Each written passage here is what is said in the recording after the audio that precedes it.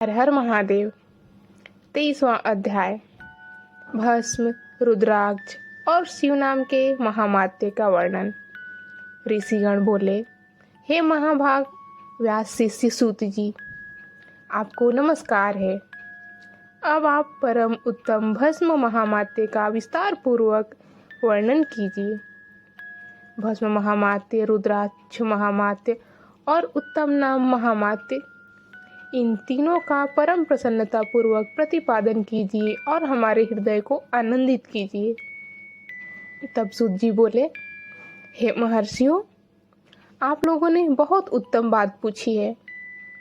यह समस्त लोगों के लिए हितकारक विषय है। आप लोग महाधन्य, पवित्र और अपने कुल के भूषण स्वरूप हैं। इस संसार में कल्याणकारी परम देव स्वरूप भगवान शिव जिनके देवता हैं, ऐसे आप सबके लिए यह शिव की कथा अत्यंत प्रिय है। वे ही धन्य और कृतार्थ हैं। उन्हीं का शरीर धारण करना भी सफल है और उन्होंने ही अपने कुल का उद्धार कर लिया है, जो शिव की उपासना करते हैं। जिनके मुख में भगवान शिव का नाम है, जो अपने मुख से सदा शिव शिव इस नाम का उच्चारण करते रहते हैं, पाप उनका उसी तरह स्पर्श नहीं करते जैसे खदीर वृक्ष के अंगार को छूने का साहस कोई भी प्राणी नहीं कर सकता। हे शिव, आपको नमस्कार है। जिस मुख से ऐसा उच्चारण होता है, वह मुख समस्त पापों का विनाश करने वाला पावन तीर्थ बन जाता है। जो मनुष्य प्रसन्नता पूर्वक उस मुख का दर्शन करता है, उसे निश्चय ही तीर्थ सेवन जनित फल प्राप्त होता है।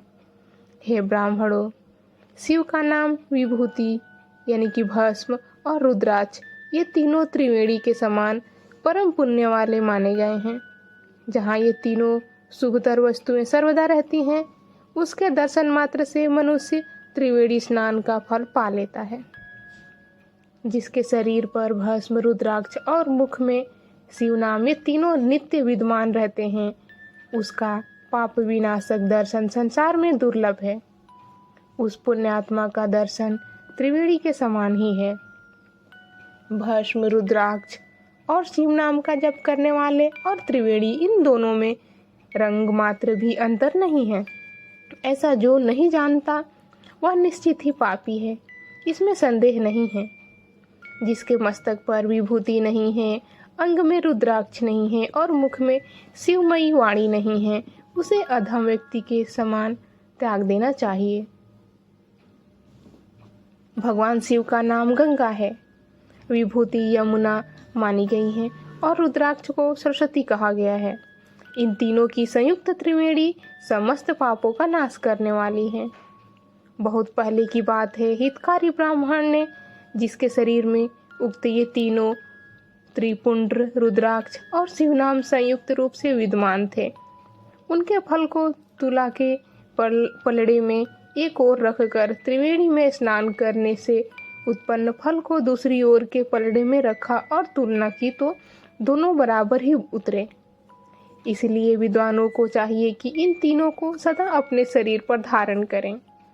उसी दिन से ब्रह्मा, विष्णु आदि देव भी दर्शन मात्र से पापों को नष्ट कर देने वाले इन तीनों रुद्राक्ष, विभूति और शिव नाम को धारण करने लगे।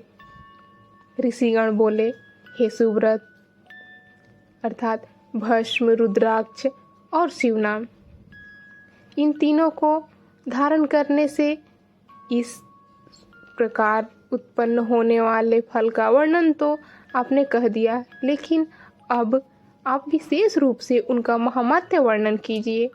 तब सूत जी बोले, ज्ञानियों में श्रेष्ठ हे महाप्राज्ञ, हे शिव भक्त ऋषियों और विप्रो, आप सब भक्ति और आदर पूर्वक उस भस्म, रुद्राक्ष और शिव नाम, इन तीनों का महामात्य सुनिए। शास्त्रों, पुराणों और श्रुतियों में भी इनका महामात्य अत्यंत गूढ़ कहा गया है। हे विप्रो, सबके स्नेहवश इस समय में प्रकाशित करने जा रहा हूँ। हर हर महादेव।